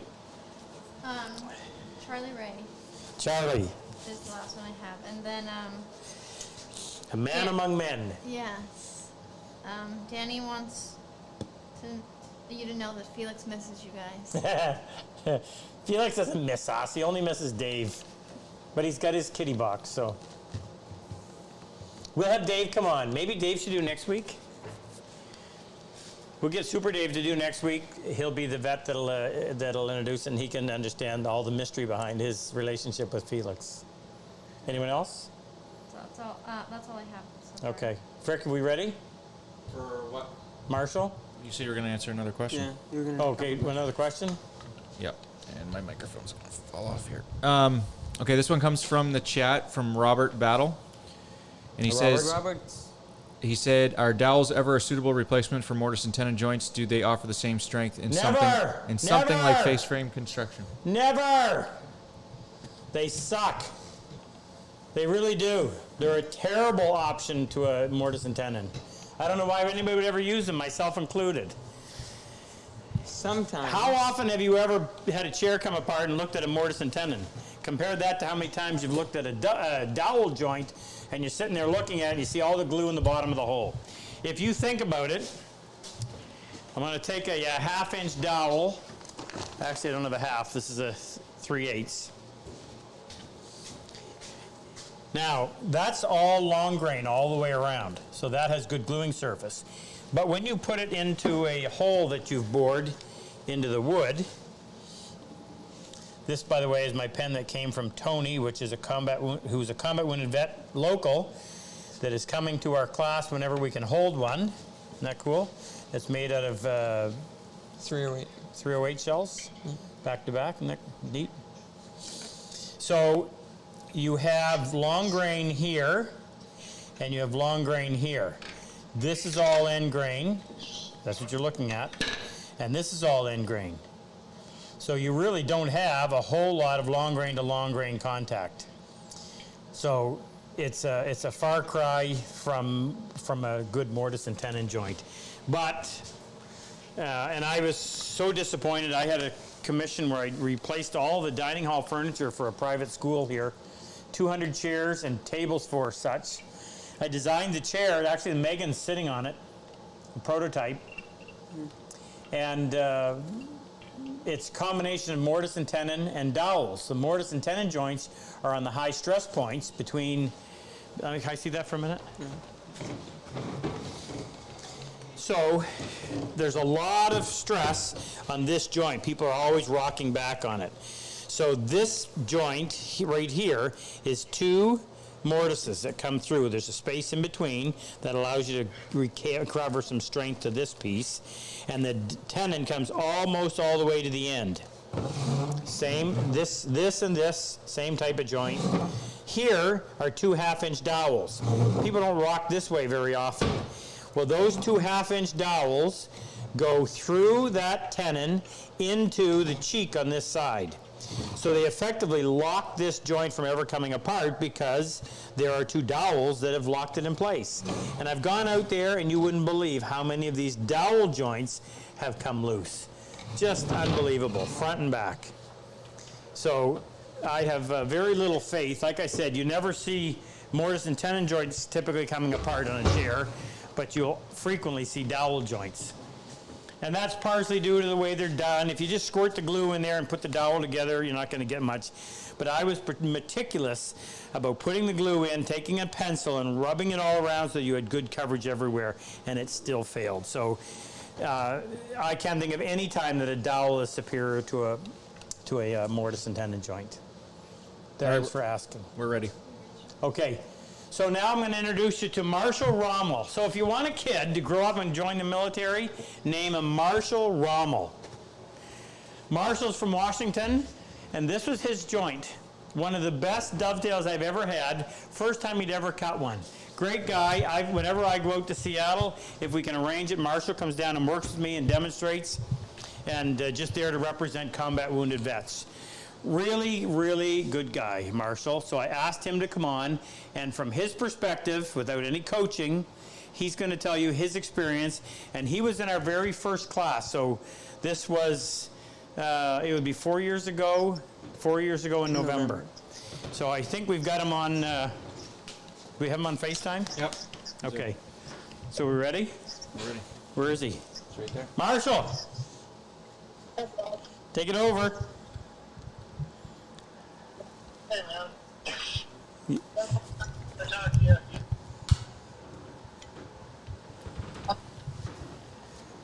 Oh, just a second. We're not hearing you. Try that. Hear me? There we go. There we go. How's that? That's Yep. good. Yeah. Okay, good. So we'll go ahead and keep the AirPods in. All right. Where do I start? What branch of the military? I was in the Marine Corps. 2001 to 2005. I went over twice, and when I got back, I came back home and married my wife, and she didn't really know what she had in store for her, but yeah. Anyways, she's a nurse, and it was a huge help for me having that as a wife. And I started watching you a few years after I got back, not doing the woodworking, but I was just totally into it because I love making stuff. And I told Cassie about you, and she signed me up without telling me, which was a surprise. And I went to New Brunswick and went to your class, which was outstanding, and had an outstanding time. It was a lot of fun. I'll never forget it. But I've been doing it ever since. And it's, watch you guys all the time. It's made a huge impact on me, and it's amazing for everything. So I don't, it's hard for me to believe that somebody wouldn't believe it if you were saying it. So take it from me. I can say that from that day to this day, I have been woodworking almost every week. I can say I don't always build stuff, but I'm out doing something related with the tools I have. So I take pride in all the stuff you guys have given me. It looks exactly the same as it did the day I bought it, and except for my ceramic stone is almost gone. But everything else is tip top. I bought a 4.5. I bought a what else did I get? What did we Gosh, what did I we got a give bunch you of back stuff. then for planes? I got the 5.5, and I got the low angle block. Let's see here. And I got the I got the 1/4 inch. You got the number 7 too, right? No, I got the 1/4 inch, the 1/4 inch shoulder plane. I bought that one, and then I got the 5.5, which is right there. Got that from you. I got the low angle jack, and what else do I have here? And then I got the 3 saws. So I got the large tenon. Hey, they look new. Dovetail. Huh? Oh, They look new. Believe me, they've been used, Rob. Okay. They're shiny. I keep them clean, man. There ain't a speck of rust on this stuff. Anyways, and then I got the dovetail. I also got the chisels. I got those 4. I got, what else? I got a bunch of stuff. I got the mallet. And this is my bench. Show them your bench. I built the bench myself after I got back. I had some big fir timbers. So I did a huge block bottom. And then I just did the MDF top? MDF top, yep. And bought the 2 vices. And I built the tool tray. Did a good job. Yeah, and let's see if you can see this. It's kind of dark in here because I got the lights off. But I dovetailed the corners, and I sloped off the back. And then I built the light slide. So this slides on in a block instead of doing the because I don't have a lathe, so I didn't do the mushroom. So I just built that slide. I came up with that little deal. And this doesn't move, man. This thing's heavy as heck. It was solid. So, and I got my sharpening station on the end. So here's all my stuff right there underneath the... Marshall, are you in the bench brigade? I am, yeah. I want to build a bench for somebody, yep. Right, I knew that. Yeah, I offered to do that because I think it'd be really cool if another vet built a bench for a vet. And it's worth it to me. I don't know. It's awesome. Hey, awesome. I need you to do something for me. I want you What's to talk specifically to the vets that sit there thinking that somebody else deserves it more than them, or they're not going to get anything out of it. Just convince them that they need to apply, would you please? Well, that's how I was. I thought the same thing. You know, everybody's ever going to think that because we don't want to be in front of anybody, but that's why I was lucky. My wife signed me up for it, but don't be scared of it because it's the best thing you'll ever do outside of, having kids. For me, my children are next, but it's worth every day that you do it. you know, there's nothing that replaces it for me. So, sign up and just do it. Thank you, Marshall. I salute you, brother. Yeah, thank you, Rob. I appreciate you guys. You guys are awesome. Keep up the good work.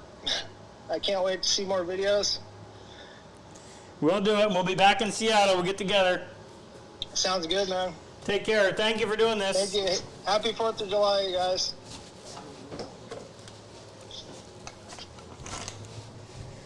Back on. Questions? What? We ready? Questions? Yep. Megan just informed me that we reached our first 1,000 in donations. So Oh yeah, I forgot to mention that. So we give away a $100 gift certificate for every $1,000 increment in Purple Heart donations. Remember, if to donate, go to our site under the Purple Heart side, which would be on the left side of the page. It says, how do I help? And you just go through there and you can choose whatever amount. All of that goes, we don't pay any fee other than the processing fee, which is 2 or 3%. Want to bring to your attention our maple syrup. Wood is good. Doesn't get any better than this. Ask the people who have had it. This is the rich, the dark stuff that comes from a local company. It's been in business since the 1850s. And we give a little bottle out to everybody that buys something from us that goes into a box. And people have liked it so much, they asked us to get more, so now we stock it and we sell a boatload. A lot of trees contribute to that. Okay, another couple, what do we got? Oh, yes. Jake reminded me. So this is the Wood River version of a number 62. Quick history. Stanley developed in 1962, sometime... No, Stanley developed the 62. The 60, what did I say? The 162? 1962. Oh, sorry.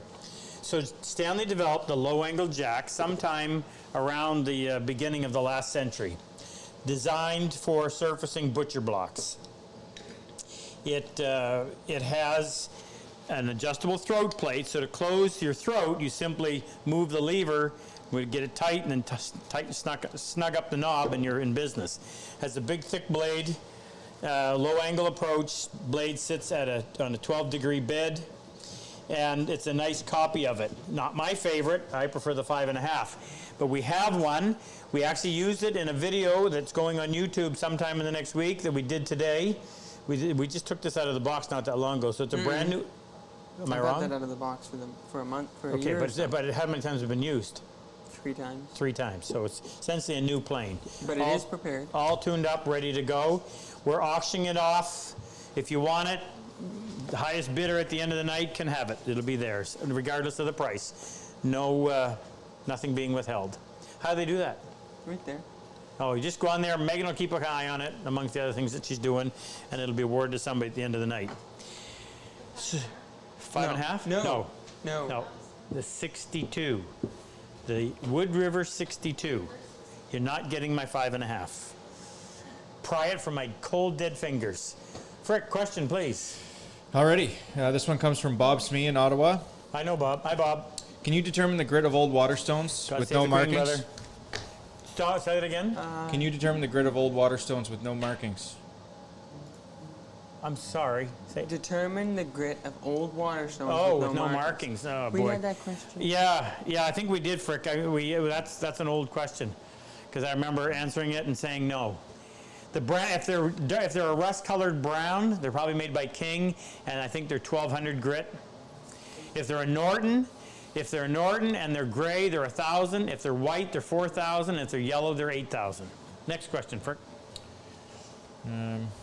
Quit doubling up on us too. You're trying to trip me up. See if I'll answer the same question 2 different ways. Phil Whiteside in Liverpool, England says, "Do you ever have a project that you would need to use a compass plane?" Yes. Do I even have one? You do. I do. I think it's down Actually, back. I've got a couple of them. So where is it?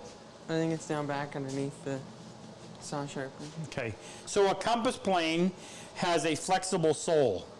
And you can either make it a convex or a concave shape. I'm sorry, concave or convex. The problem with it is the sole is not rigid enough to be very good. So you can use it, and I know how to sharpen a blade, but with somewhat limited success. The last time that I remember, I made where's my portfolio, Jake? I can see it right here. I'll show you a picture of it. And it was made out of heavy cherry. I think the sides of this thing were 1 3/4 inches thick, and it had a slight radius on the front. And in order to finish it, after the bandsaw, I used the compass plane on that. So you would just simply turn the dial until the... Rex, you want to go back there and see if you can find it? So the compass plane has a thin sole, really thin. It's got an adjustment knob on the top that you turn, and it'll make the sole either go like this or down like that. It's underneath the cabinet where the saw sharpener is. So there's the piece. So you had this radius to deal with, had this radius to deal with, and had a radius there. So this one wasn't so bad. However, you've got to come this way and then this way so that you're always going downhill. Now this is all end grain, so it's a little tougher cut. But you can just adjust your plane to do that. There's two different styles. Not one of them is any better than the other. How far up my list of, yep, that's it right here. How far up my list of essential planes would it be? Not very. Thank you. This is an old version. This would have been the original. Now, the only thing that's not original is the knob was broken, so I had to have one made. But a little dust. So there's your sole. You can see how thin it is. So if you turn the knob like this, you see how it changes the shape. And if you go the opposite way, it creates a concave sole. And it works okay, but like I said, not absolutely ideal. Record made one. Stanley made one. I don't know who else. I can't even see the markings. Now, what's missing off of this, there was a little knob. It wasn't really a knob. It was just kind of a little section that set into the palm of your hand. And that's how it worked. But now that's the advance and retract mechanism, and then your lever cap. That's the real old version. Can't remember where I got that, but... Interesting question, interesting plane. It was kind of an experiment that didn't go 100%, I think. Next, Rick. All right. Norman Olson in the chat wants to, or is asking, does Rob use a combination plane for stuff like grooves and bead trims? I have a combination plane, and the answer is no. I tend to use, when I cut grooves, I tend to use my drawer bottom plane that we make and sell, and I adjust it just by adding pieces onto the fence if I have to, but typically I work around a standard, which would be 3/8 of an inch up from the bottom for cutting the groove. And I made a little beading plane. See if I can find it. When I get this stuff all organized, we'll have all this stuff at our fingertips, but somewhere I made a plane just like that. I actually showed you how to do it in the online workshop. We made it one time for something. Oh, I know. When we were building our second project in the hand tool workshop, it was a bookcase, and the sides had this little bead cut in the inside edge all the way around, and we made it with that tool, and that worked really neat. So that's no. I don't use the combination plane that he talked about. Have very little, if any, experience. I can't even remember ever using it. Sorry. Next. Anything off the chat? Question wise? Yeah, Luther's picking some out. We're over 1,000 viewers now, so that's good. Oh, almost time for the power to go out. Hey, don't jinx us. We're doing well so far. Okay, so this next one comes from Ed Ianni from Warwick. Where's Warwick? In the UK? What, Sounds- RI? What's RI? Rhode Island. That's not the UK. No, close. When dimensioning lumber on a planer and joiner, how much do you leave for final hand plating and dimensioning / squaring? Oh, good question. So if you're doing what we might call hybrid woodworking, where you're going to use your jointer to surface it, send it through the thickness planer. I'm going to tell you a little story, a little side note on this. But how much would I leave? Oh, you want to get rid of our mill marks. All rotary cutting power tools have a head that spins, so as the board's coming over it, it's taking a chunk, taking a chunk, taking a chunk, so you're always going to have these little waves. Well, you can't finish from that, so you got to clean that off. So I would guess and say that probably don't need any more than a 32nd. I would never leave a 16th, and I would probably somewhere between a 64th and a 32nd of an inch. Now, a little side note. I got hired one time to go to somewhere in the Midwest to teach a fellow 3 days of hand tool woodworking. And he was a urologist and had an incredible shop. He had multiple pieces of equipment in his shop that stand alone, they were worth in excess of $30,000. Stuff I'd never heard of before. Well, he had, everything was digital. So he would set his thickness planer for 0.759. Yeah. So the board would come out 0.759. 75 is 3/4. And then he had what was called a super surfacer. Now this is made in Japan. The first time I saw one was at the International Woodworking Show in Atlanta back in the 1980s. And this was a machine that would pull your board in under a fixed knife, a straight knife like on a plane, but it was skewed, and it would take off a 2/1000th of an inch slice the full width of the board. It's incredible. So this fellow would set his plane, like I said, and he would send it through the super surfacer, and it would take a 2/1000th of an inch slice off the top. Weirdest thing when you see a hand plane, but it looks like a hand plane shaving that wide as long as the board. And then he would flip it around and send it through the other side, and you would essentially get this 0.750 board that had a hand plane, for lack of a better way of describing its surface, top and bottom. It was incredible. The super surfacer, I think, was $30,000 or $35,000. The thickness planer was, I think, more like $40,000. Wow. But incredible. So I gave you the answer. Next. Okay, this one also comes from the chat. It says, will planing one side of a board cause the board to cup? No. Not planing it. Well, are you talking about sending to a thickness planer or hand planing it? Actually, I answered too quick. If I had a piece of rough lumber 1 inch thick, which is typically how we buy our lumber. In fact, if you want to follow me down here, let's go down here, Jake. Are you tethered? No, you're not tethered. So we just you got another song ready? Sure do. All right, I'm going to do it to come back over here. So I want to show you this because I thought it was interesting. So in our shipment of lumber that we got from Mel, I got him to send me a bunch of aspen because I like to use aspen. It's nice and white and it's an easy secondary wood, but it has a tendency to be very fuzzy. So if you want to talk about a fuzzy board, have you ever seen a fuzzy board like that? And that's kind of how aspen is. It's stringy, and if you finish it, plane it, and if you see a little string on the side and you pull it, it'll run the whole length of the piece. But isn't that weird? Fuzzy wood, furry wood, sorry, that's what I meant to say. So if I have a piece of lumber this thick and I want a 1/2 inch piece, then my most stable 1/2 inch piece is going to be that center 1/2 inch. If I were to take all the material off of one side, then you're probably going to create an unstable board. There's internal stress and you got to try to relieve it evenly, and it's always a crapshoot, but it works in your favor if you take equal amounts off both sides.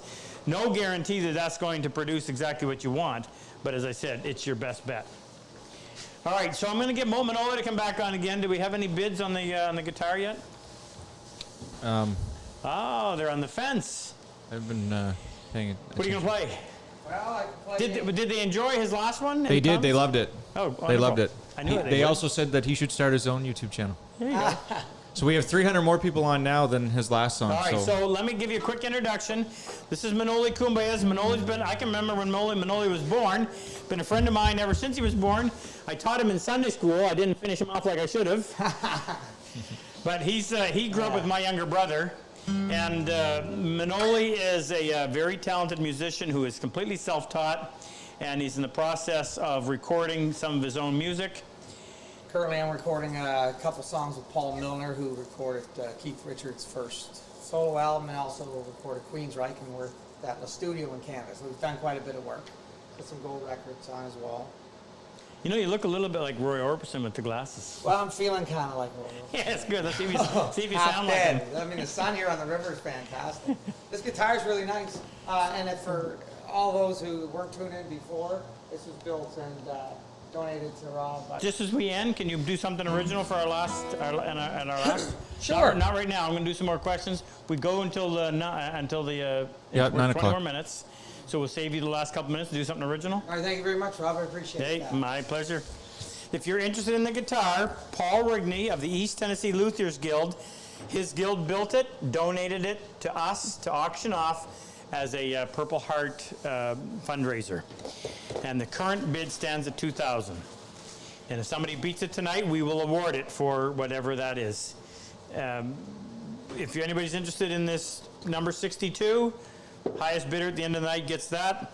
Don't forget. 150 right now. Is that 150? Okay. And don't forget, we have our chisels, our 1/8-inch chisels for sale. That'll go live very shortly. I thought it was going to be tonight. I apologize. Okay, questions, Frick? Don't forget our T-shirts. Keep Angie working. And our maple syrup. Keep things sweet. Hey, you know what? You should tell them about your, if you ever come to New Brunswick, we do fundraiser barbecues, and Frick's, we're going to do it again. People have been asking, Frick. Yeah, I know. Somebody come today. Clean out the So it's that alley. called the Frickin' Good Barbecue. That's Frick's 3rd, 4th, or 5th job. And he does this maple bacon barbecue. So he cooks bacon, filthy animal, in actual maple syrup. And people line up for it, 6 feet apart. All right. Go ahead. Just a Question. second. Luther's giving me a question here. Are these some the ones coming off the live? No, he's checking the ones that were submitted as well. I didn't want to pick them without. Any more shout outs, Megan? No, the only thing that was that Philip Lawrence wanted to give a special thanks to Ken for his bench. We, if Ken's watching, Ken, Phil Lawrence wanted to say a special thank you for the bench, and I understand that. And Laura, Phil, you need to understand how much Ken wanted to be able to do this. The vets think they're getting the best end of this? No. The people who are doing it are walking away with something that money could never replace. They all know that. Go ahead, question. All right, this comes from Bob E. Hey, Bob. in KS. Kansas Kansas? City. Yep. Well, yeah. Or Kansas Kansas State. If I resaw, say, a 1-inch by 4-inch by 18-inch piece of wood to make a box, should I set the 2 pieces aside for a period of time to allow for movement, or go ahead and work with them right away? No, I would cut them fat and stand them, either sticker them or stand them on their edge. If they're small enough, just stand them on their edge somewhere in the shop and let them do all the moving they're going to do. What you're wanting them to do is to reach an equilibrium with the surrounding environment. So I'll explain this for those that may not know. This is essentially a sponge. This piece of wood is called hygroscopic. It will always try to reach equilibrium with the surrounding atmosphere. If the humidity is higher in the room than the moisture content in the wood, this will absorb moisture to reach that point. If this is moist and the air in the room is dry, this will give off moisture. At some point, it will balance. And if you want to know how to do it, in fact, here's a good way to do it. Dale Nish taught me this. For wood turners, they'll do it when they start. They'll turn a green bowl, green meaning it was just cut. They turn it rough, and then they just will let it sit. And they just keep weighing it, and it's just going to keep losing weight as it loses moisture. And it'll lose weight, lose weight, lose weight, and at some point, it'll start to bounce around. It'll lose a few, and the next day it'll gain a few. And when you get that point, it's reached equilibrium. You can then go in and finish it and not worry about it moving to the point of destroying something. Same thing with cutting your lumber.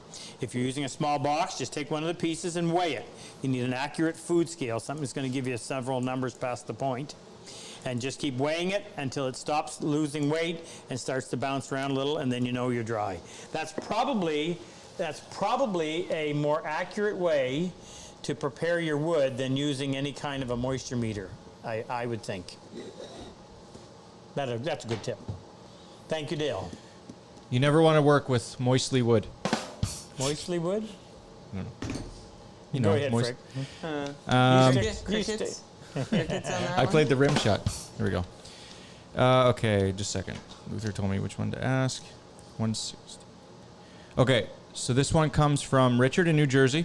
Hey, Richard. How tight should you set the lever cap screw on a standard bench plane? I see you adjusting your depth control knob on the fly, but my control knob is too stiff to adjust with just my fingertips. If I Okay. loosen the lever cap screw... So, you'll see me playing around with mine because my IBC blades are thicker than my standard blades. So, if I switch out, then I've got to go back and reset this. My gauge, what he's talking about, just in case you don't understand, this screw right here is what the lever cap levers against in order to set this tight. You want that to be tight enough that it doesn't move accidentally. That moves. I would almost call that accidental. I just put this in. And I always tell by how easy it is to make this adjustment, and that moves really easy. So that's not tight enough. I'll cinch it down a little bit. Still could be a little tighter. Okay, that's good. That's requiring not a ton of effort. I can move it, but if I push like that, it doesn't move. I need the lever in order to do it. So you want to find that sweet spot where you can still make this adjustment, but if you accidentally leaned on that when you're using it on the shooting board, it wouldn't throw that out of whack on you. That's a hard thing to reach through the camera and try to experiment with, but that's what you're aiming for. Okay? All right. Stan Hawkings from Flowery Branch, Georgia, Hi, Stan. wants to know what you keep in your apron pockets. Dirt. Candy?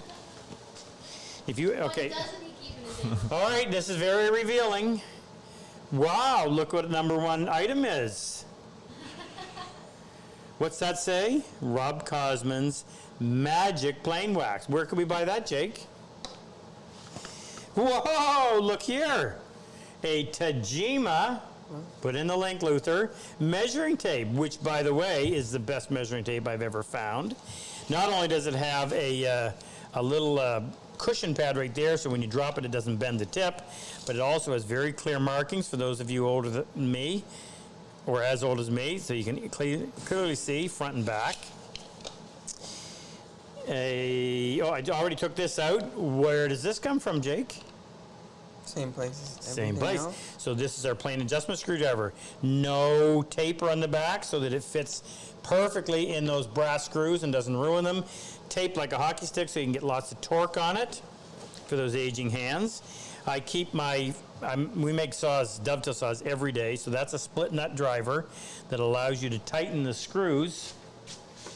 In case you've never seen it, the kind of nut and bolt that we use require, there's bolts in the middle, so you have to have a split nut that makes contact on both sides so that you can tighten that. Holy Toledo, I must really like this stuff. I've got two of them. 2 for 15. Is that what they are? 2 for 15? Wasn't that convenient? And we have a cup. I was making angle trainers recently, and they're in there. That's interesting. This is interesting. So we ran out of nuts for our saws. We have them made by a company, and I miscounted. So I've had to make my own using a piece of 7/16 brass.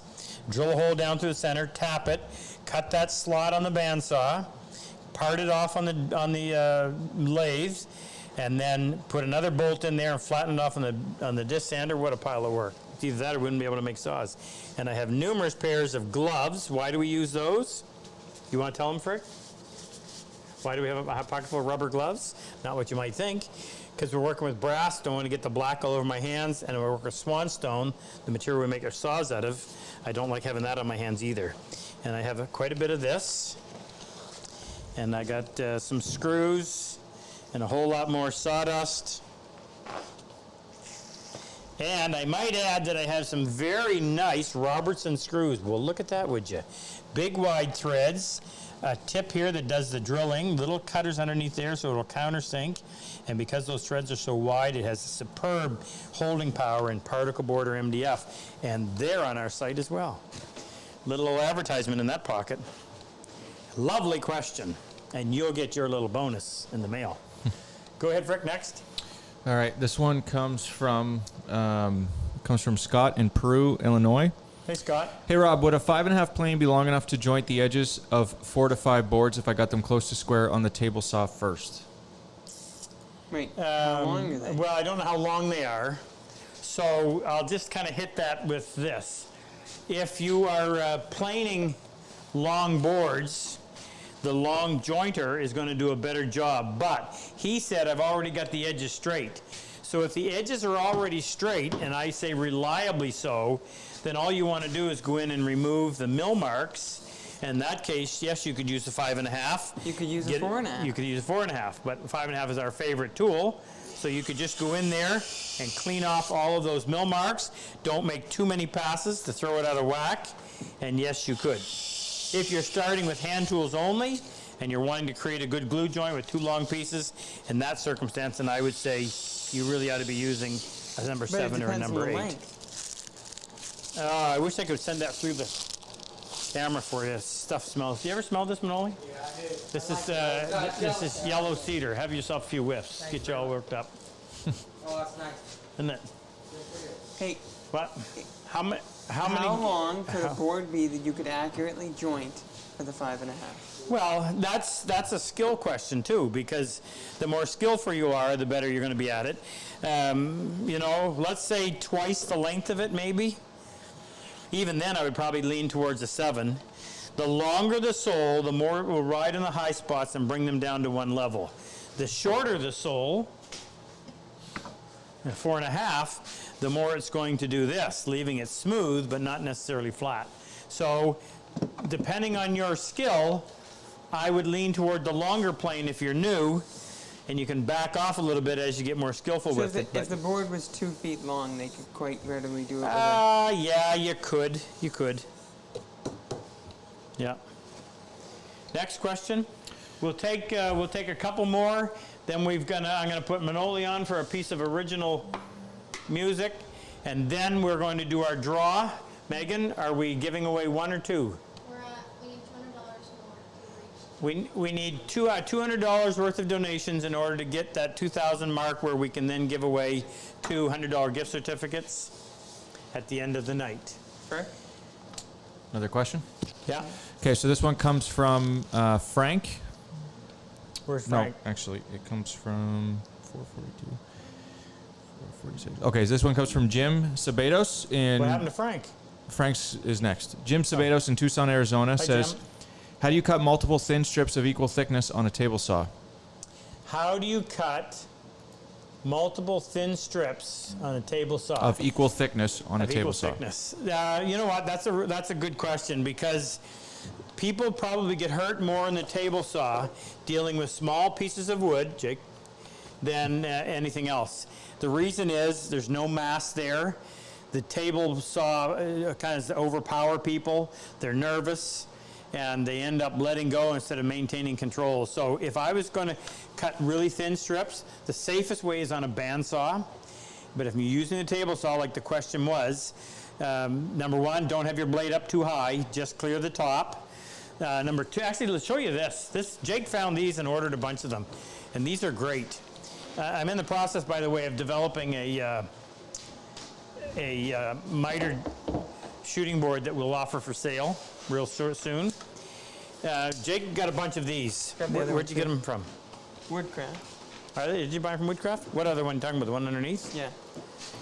So these are really handy because they're powerful magnets.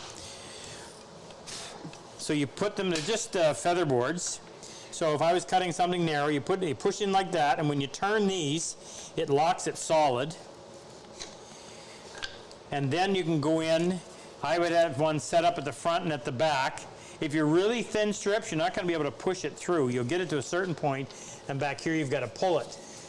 It wouldn't be a bad idea to have a feather board up on the top as well, but if you're doing it up here, you're going to have to make one, and I've made them. You just cut a piece of wood on a 45-degree angle, and then on the bandsaw you just rip it into thin, narrow strips, and you can put it on here. Now, what I prefer to do is to add my sleeve. You've seen me use this numerous times if you're following us. This sleeve gives you a whole lot of clamping area, so that would slide over top. Now this piece is sacrificial.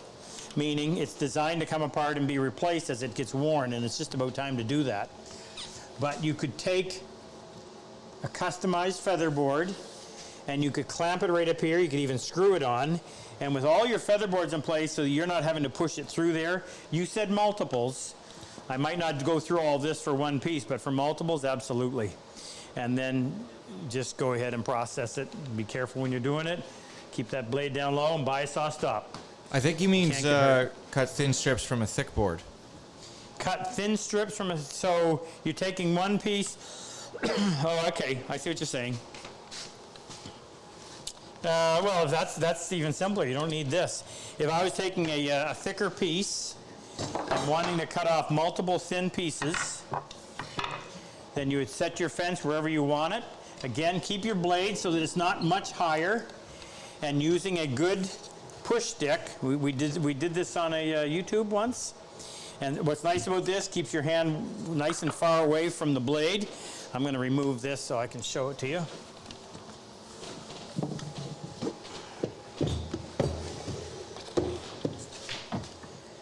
Now, I'll actually turn it on and do it. So, multiple strips. Keep the pressure back here so you're not twisting the board. And that push stick will bring both pieces all the way through.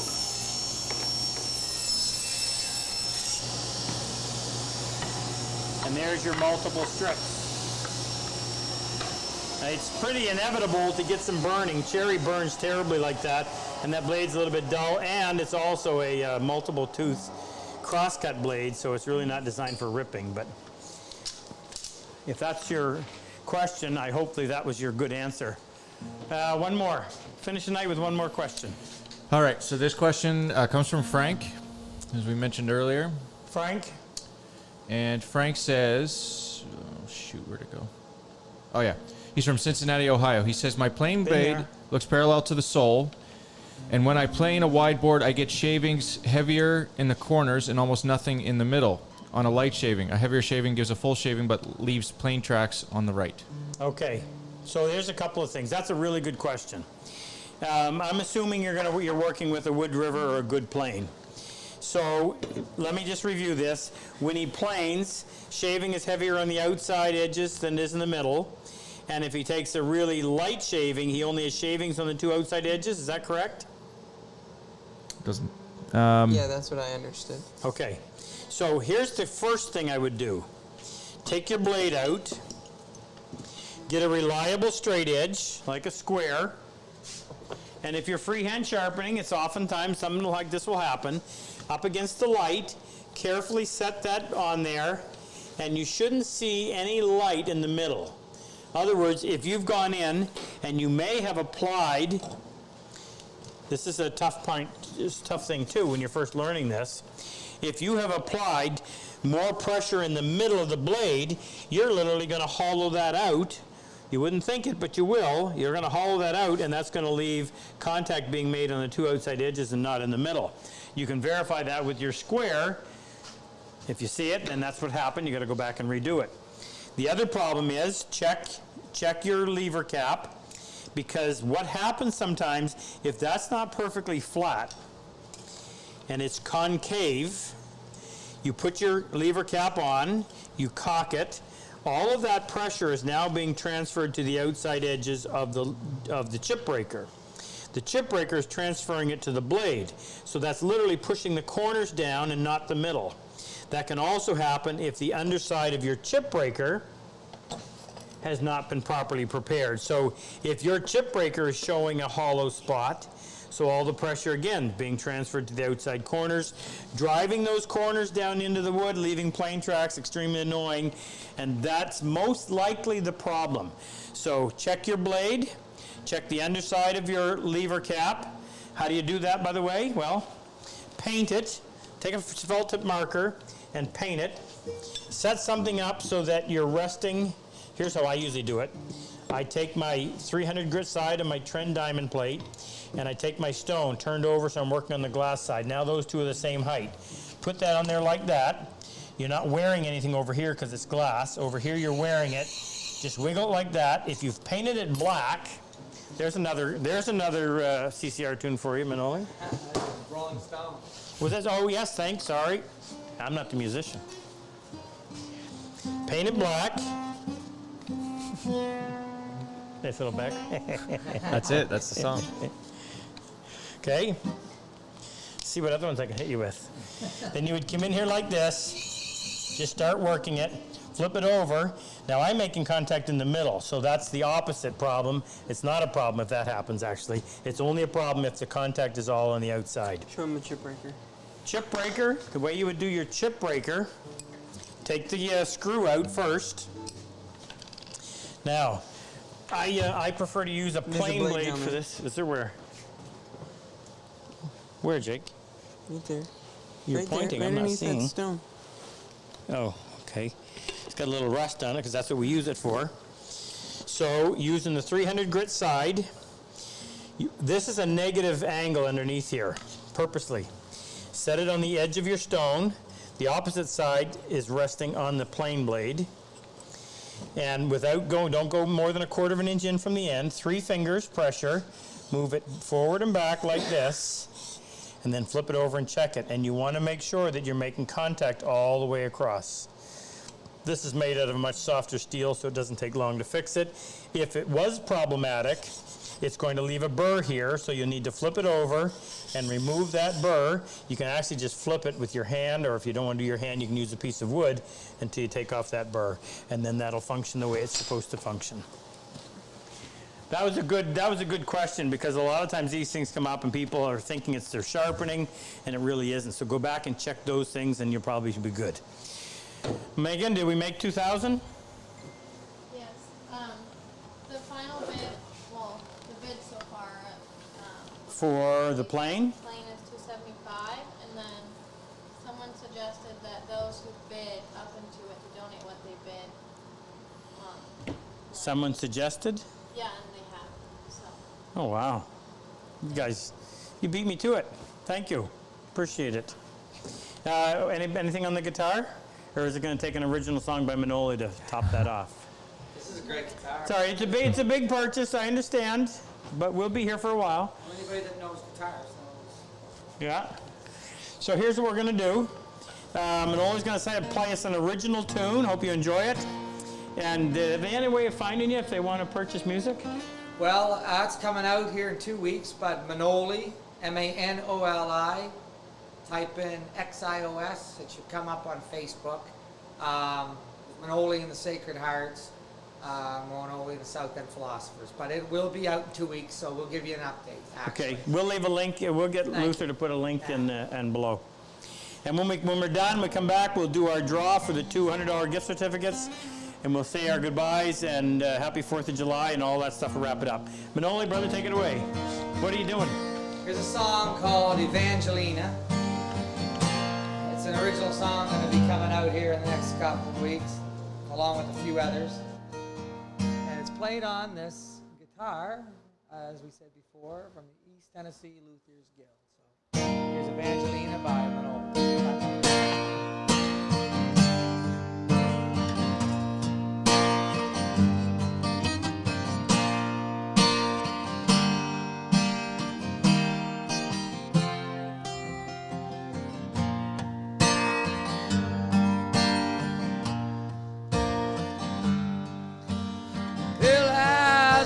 Listen to what I have to say.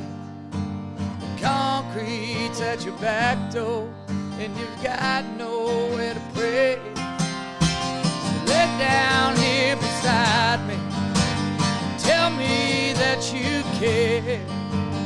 Comfort me with sorrow and your long brown hair. Evangelina, rock me in your arms, Evangeline. I'm a fool to your charms, Evangelina. If we said goodbye, Evangelina, it's just my foolish pride picking up the pieces of my broken youth, tear it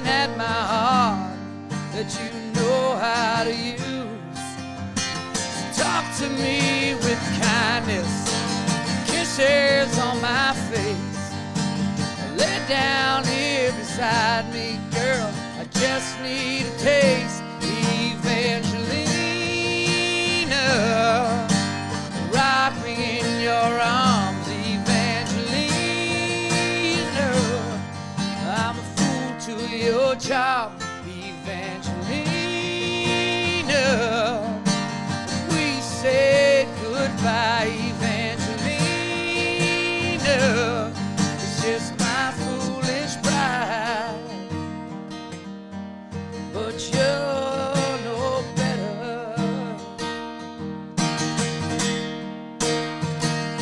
than me, and you should let her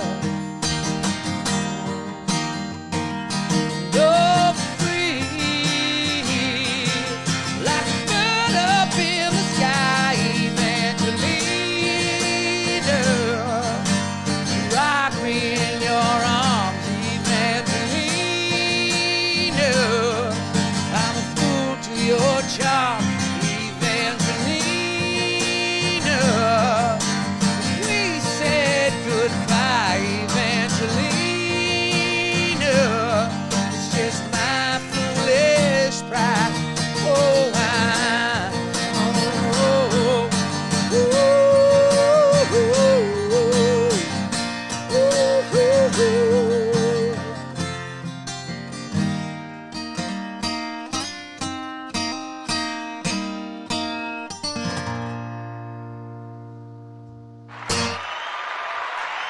thank you. I don't know, I flubbed it up a couple times there. I don't even know my own song. Thanks a lot, Rob. Thank you, Manoli. Appreciate So- it, brother. Great guitar. Yeah. Great. Yeah, thank you very much. Appreciate you helping us out. Is So, that your roadie? That's our rodeo. Is that your roadie? Yeah. So in the very back is Doug Clark. Been a longtime friend of mine, and he's Manoli's roadie tonight. Paul Rigney. Paul, is he of the on? yeah, he's there, and he said that the Paul? guitar is maturing well, and it sounds even better than when he made it. Paul's So, the guy that made it. Yeah, well, thank you, Paul. It's fantastic. yep, very good. Awesome. We'll put a link in there so you'll be able to contact Manoli. Draw time. Draw time. Yeah, I just want to give you a quick update on the PHP. Jake, help me out here. So, of course, this coronavirus has made it so that the border between U.S. and Canada has been closed. And even if they could get in, they still have the 2-week quarantine. So we've not been able to hold our classes yet. Our May class, Jake? Our May class is set for End of August. end of August. That's the class that's still possible. The June class has been moved to, no, End of sorry, June. October. The Or June beginning of class October. is set for October. They're still both safe. The July class, we have had to move to July of 2021, correct? What class? Our August class, which was scheduled for the first week of August, has been moved to August of 2021. So still on track is our May class going in the end of October, our June class going in, End of August. sorry, May class going into the end of August, our September class, our October, regularly scheduled October class, and our June class that's scheduled for the end of October. Keep your fingers crossed that they'll be able to work. It's beyond our control. It bothers me terribly that we're not able to do this, particularly for the vets and also for the civilians who know they're a huge part of the whole program. We will keep you posted as we are, but this is really beyond our control, as I mentioned. Thank you for your support tonight. I hope you've enjoyed this. This is kind of a special 4th of July celebration. It was great to have Manoli here. I think he's fantastic. I hope you enjoyed it. Thank you to Frick, who gave us a glitch-free. What, am I the only one? Hey, where's the applause? Oh, applause button. Applause button, thank you. Did you hit that on Manoli page? Yeah, I did actually. Yeah. A glitch-free night, although it's not over. Rex in the back kept everything the way it needed to be that you don't see. Megan kept track of everything. Jake kept the camera going. I did my spiel. Which the camera's working very well. And the camera's working Yes, very we got well. it fixed. Oh yes, we had to have a camera service, so it's back in focus. And Doug, our roadie, kept that seat that he's sitting on firmly attached to the ground. All right. And Gary, of course, is the Gary and Mark is on. Mark. No, I was with the bid. Mark Smith. Is Mark on? Yeah, Mark's on. And Super Mark? Dave and Luther. Mark, we're waiting for you Monday, brother. We got lots of work. Mark's combat wounded vet, local, that now works here with us. Super Dave, he knows we love him. His mom, Ardith, big howdy. She's on tonight. Ardith, Artist is here, yep. sister Ardith. And Ardith. Artis, A-R-D-S, what I call her, Ardith? Oh. Ardith. Well, that's just With a between T, her isn't and it? I. Oh, it's Leave a it D? Oh, alone. it's Ardith. And Luthi always does a great job. Such the backbone of what we do. Too bad he isn't in the camera more. So we have a winning bid on the plane. Tim was going to be here. I'm not Tim, but was Ken on tonight? Ken was, yes. Ken, good, perfect. Thank you, Ken. And we'll see you Monday. And of course, Angie and Lynn. We have a winning bid on the plane. We have a winning bid on the plane, so the plane is being cleaned up, boxed up, and sent to whom? Who's it going to? Gary Forks. Gary Forks, as in spoons and forks? Yeah, I except think with an Mark's E. on. Yeah, Mark's on. Where's Gary Forks? Who won this? Okay, we don't know where you are, Gary, but we will find out and get that sent to you. Okay, you want to do All your right, draw? let's do our draw. So we're drawing for $200 gift certificates. And the first winner is. Drum roll. Oh, I have Do you a have drum drum roll. roll? No, maybe I No do. drum roll. Daniel Owen in Tennessee. Daniel, congratulations. And our second winner Second winner is is Roy Wilson in Nanaimo, BC, Canada. Hey, Roy. Nice to have a Canadian on. By the way, what was our audience tonight at its peak? Around 1,200. We're at 1,175 right now. 1,175 people got to hear Manoli. Thank you very much. Nice audience. Hope you enjoyed it. Please enjoy your 4th of July. Fly that flag. Fly that flag and fly it proudly. Please. Respect what you have. Greatest country on earth. We just are lucky to be Second. beside you. Oh, yeah, second. Well, I'm Be careful. I got our token American here, so I have to side with her. Anyway, well, there's a kinship between our two countries that supersedes any other relationship around the world, and we appreciate it. I lived there for 10 years. In fact, everyone in this room, well, Yep. most of us have lived in the United States at some point. Frick was in there for 2 years. Rex was living in the United States for 2 years. Jake lived there for 2 years. I was there for almost a total of 10. Doug, you? No. Maybe before you die. Manola, you? Oh, I spent some time down there. Little time Traveling in musician. Greece. I had, yeah, a little time. Little time in Greece. He spent a month there one night. Well, if we start listing off the girlfriends, that's going to be a long time. Well, I mean, you we gotta asked set the me show how down. if I've been there. Where I've been. All right, folks. Enjoyed having you. We'll see you again next week, Saturday night, 6 o'clock Eastern. Take care.